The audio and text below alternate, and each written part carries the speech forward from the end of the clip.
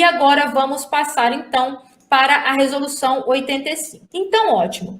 Quando você vai ler a resolução, é importante que você vá dividindo ela. Por quê? É mais fácil a gente entender alguma coisa se a gente dividir aquilo em pequenos pedaços, ok? É assim com tudo que a gente aprende. Na escola você não tem várias matérias, na faculdade você não tem várias disciplinas que são divididas lá nos bimestres, trimestres, enfim, tudo mais.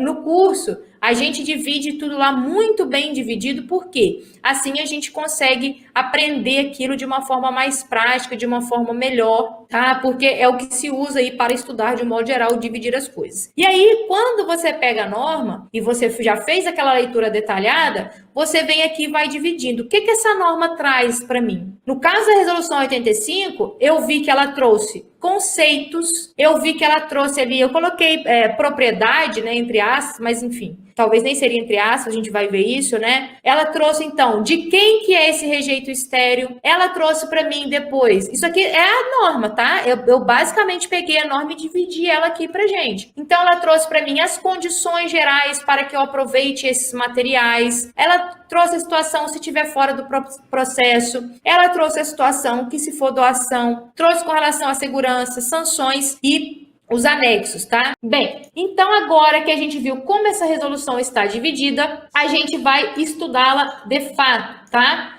Primeira coisa, gente, é a gente diferenciar estéreo de rejeito. É comum, principalmente para quem não é técnico, para quem não é engenheiro de minas, técnico em mineração, ambiental, geólogo, a história toda, falar que tudo é rejeito, tá? E às vezes, quando eu estou conversando, dependendo do que eu quero explicar, dependendo com quem eu estou conversando, eu me dou a liberdade poética para que a pessoa entenda o que eu estou falando, eu me dou a liberdade poética de chamar de rejeito, assim, tá? Mas jamais a gente deve fazer isso num documento técnico. Não, Júlia, eu preciso explicar. O meu cliente chama o que é estéreo de rejeito. Para ele entender, eu preciso falar que é rejeito ali só para ele entender na conversa, mas, né, aí depois eu explico e tudo mais. Então, assim, é comum que se chame, principalmente pessoas que não são da área, que se chame tudo de rejeito, ok? Mas existe uma distinção técnica que a gente aprende lá na faculdade. O estéreo é um material descartado diretamente da operação de lavra, tá certo? Então, assim, eu estou lá fazendo a lavra do meu bem mineral, ok? Lá na cava e tudo mais, e tem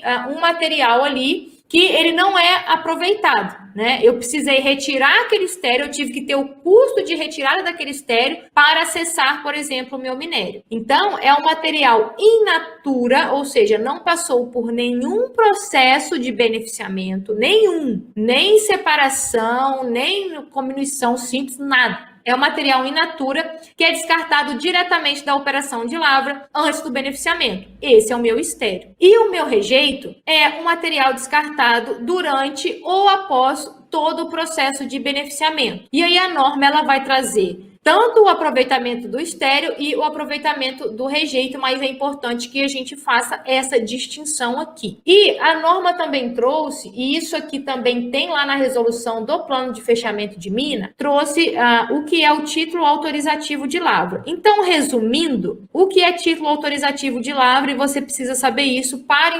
interpretar a própria norma. Então, vocês vão ver que várias normas, a norma, por exemplo, do plano de fechamento de mina que a gente viu lá no nosso curso de processo, e eu também disponibilizei aí o curso gratuito. Ela trouxe vários conceitos. Por quê? A norma só vai fazer sentido para mim à luz daqueles conceitos, tá? É a mesma coisa dessa resolução aqui, 85. Então, o que é título autorizativo de lavra? É um título ou documento que autoriza a lavra. Ponto. Tá? Para fins didáticos aí, título ou documento que autoriza a lavra. Então, portaria de lavra, né? Portaria de concessão de lavra, registro de licença, uma PLG, o registro de extração e a guia de utilização. Então, para fins dessa norma, quando a gente fala título de lavra, a gente vai entender como todos esses títulos ou documentos aqui, tá? Que basicamente autorizam a lavra. E aí vem a pergunta, que é a principal pergunta aí que vocês devem estar se fazendo, né? E que se faz, não é mesmo? Quem pertence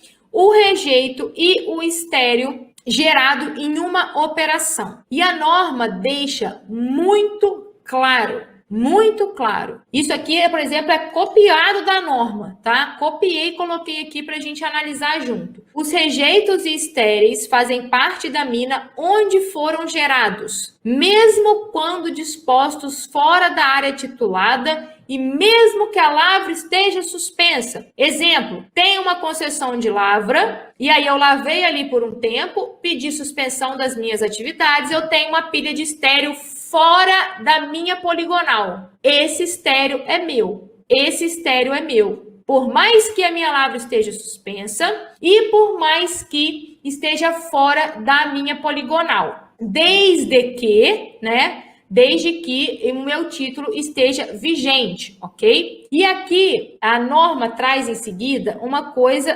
questionável e quem jogou a luz para mim dessa questão aqui que eu coloquei interrogação foi a Luísa, eu não sei se ela está aí na aula ainda, ela já fez um comentário aqui, e aí ela que me chamou a atenção para isso, né? Rejeitos e estéreis depositados fora da área onerada pela outorga, né, do seu título de lavra, devem, tem essa interrogação no devem, ter sido objeto de servidão minerária. O que nos dá a entender aqui? Ok, Júlia, eu entendi que eu tenho um título vigente, tenho uma pilha lá fora da minha poligonal, mas ela está associada à minha operação, do meu título, e aí eu quero aproveitar aquela pilha. Só que eu não pedi servidão para aquela pilha. E aí que a norma traz um deve. Então, o que a gente entende que é o ponto que a Luísa apontou e que eu pensei, é isso mesmo, a Luísa tá certa, né? Coberta de razão, Luísa. Depois vou te mandar um meme lá esse não sei se você tem esse meme, né? Que é um cachorrinho assim com uma coberta escrito coberto de razão. Por que a NM fala que deve ter sido objeto de servidão, sendo que não é obrigatório eu pedir servidão quando eu tenho uma estrutura fora da minha poligonal? Então, esse aqui, por exemplo, é um ponto questionável que eu, logicamente, não vou entrar em detalhes aqui, mas vou deixar aqui para vocês pensarem sobre isso, tá?